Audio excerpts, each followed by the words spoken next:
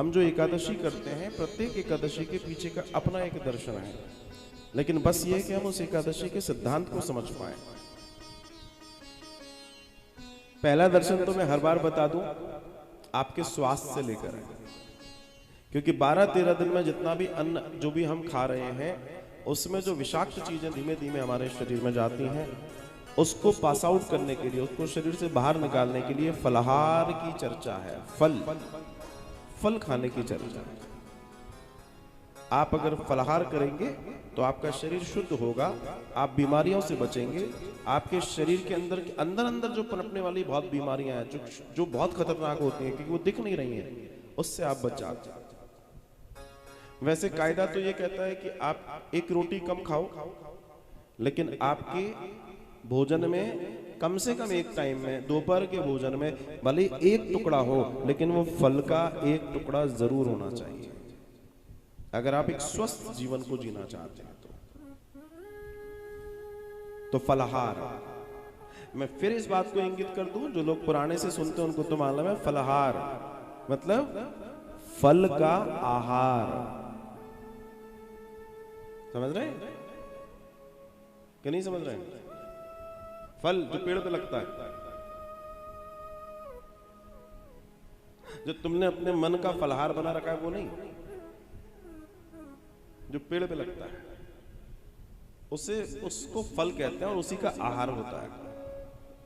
तभी आपके व्रत की पूर्णता सिद्ध होती है। कुछ लोग ये भी पूछ लेते हैं कि साहब व्रत में नमक खा सकते हैं कि नहीं?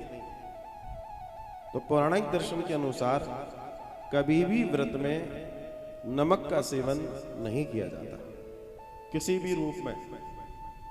और अगर आप सेंधा नमक भी खा रहे हैं, जिसको आप अपनी पुश्तों की प्रॉपर्टी समझते हैं कि ये तो खा ही सकते हैं, अगर आप सेंधा नमक भी खा रहे हैं महाराज, तो दर्शन है कि आपके व्रत का फल 50% ही रह जाता है। फिर भी 50% है। अब आप जान लो और समझ लो। अच्छा, अब एक और चीज बता देता हूं। अब कई लोग ये पूछते हैं कि साहब ये जो एकादशी है, जो हम व्रत रखते हैं, इसका उद्यापन करना चाहिए कि नहीं करना चाहिए? क्या करना जरूरी है? तो फिर प्रश्न में से एक प्रश्न हम ये पूछते हैं कि जो आप व्रत रख रहे हैं, क्या वो व्रत रखना जरूरी है? तो आप कहेंगे हाँ जरूरी है भाई, एकादशी है, हमको रखना चाहिए। तो फिर हम कहेंगे कि फिर ये भी जरूरी कि उद्यापन जरूरी है। तो उद्यापन क्यों जरूरी है? क्योंकि जाने अनजाने में, मनसा वाचा कर्मणा से, व्रत के समय हमसे जो पाप हो जाता है, जाने अनजाने में, बोलने में, बैठने में, 50 चीजें होते हैं। हमारी हो सकता है हमारे पैर से चींटी दब गई हो उस दिन, तो जो पाप होते हैं, उन पाप के वजह से उस एकादशी का फल हमें प्राप्त नहीं होता। लेकिन हम 20 साल से एकादशी रह रहे हैं, अब हम सोच रहे हैं कि अरे अब हम क्या करें, हमें फल कैसे मिलेगा? तो फल कब मिलता है? एकादशी का पूर्ण फल कब प्राप्त होता है? जब आप उद्यापन करते हैं। तो उद्यापन से फल कैसे मिल जाता है? ये कौन सा शॉर्टकट है? समझो। इसमें क्या होता है कि जब ब्राह्मण देवता आपका उद्यापन कराते हैं, तो उद्यापन के समय वो जितने समय से आप एकादशी रह रहे हैं, तब से अब तक आपकी इस एकादशी में जाने अनजाने में जितने आपसे गलतियां और पाप हो गए हैं, उनके मुक्ति का यजन उद्यापन है। आप समझे? उसी के लिए उद्यापन हो रहा है, ताकि उसको, उस पर कृपा करके, उस व्यक्ति ने इतनी मेहनत की है, उसको उसके कर्म का पूर्ण फल मिल जाए। इसे एकादशी का उद्यापन कहते हैं।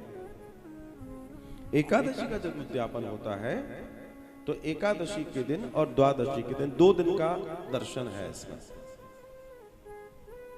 इसमें होता यह है कि एकादशी के दिन फलहार किया जाता है और फलहार कराया जाता है। किसको?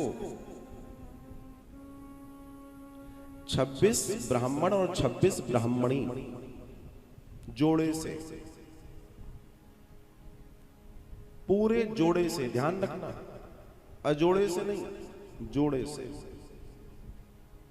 और दूसरे दिन, द्वादशी के दिन, वापस इन्हीं जोड़ों को, जो एकादशी को थे वही द्वादशी को होंगे, वे ही दोबारा आएंगे और फिर वे सामान्य भोजन करेंगे, पक्का भोजन, और उसके बाद आप उनका पूजन करेंगे, यथाशक्ति उनको भेंट आदि करेंगे, आपका यज्ञ ब्राह्मण देवता कराएंगे, और जो मुख्य ब्राह्मण ब्राह्मणी हैं उनको विष्णु और लक्ष्मी स्वरूप जानकर आप उनको पूजते हैं और यथाशक्ति उनका पूजन करते हैं। इस तरीके से आपका एकादशी का उद्यापन पूर्ण होता है।